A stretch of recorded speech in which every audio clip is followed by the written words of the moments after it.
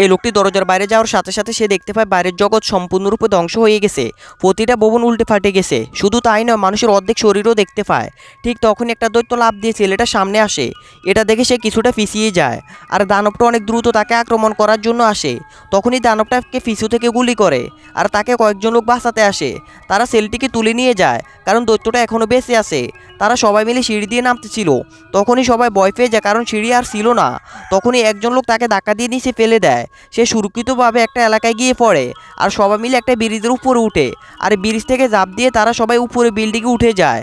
কিন্তু সে ভয় পায়, তার জন্য সে ঝাঁপ দেয় না। তখন দৈত্যটা তার পিছে ছিল। তারপর সে সাহস করে ঝাঁপ দেয়। তখন সে হাওয়ায় ভাসতে ভাসতে সে জায়গায় চলে আসে, আর তারা একটা পাহাড়ের উপরে চলে আসে। আর সেখানে একটা পুরনো গাড়ি ছিল। তারা সবাই মিলে গাড়িটার মধ্যে উঠে, আর তাদের একজন তাদের লিডারকে ডাক দেয়। তখন জ্যাক একটা অচেনা জায়গায় চলে আসে, যেখানে একটা গাড়ি ছিল। সে গাড়িটার মধ্যে উঠে বসে থাকে।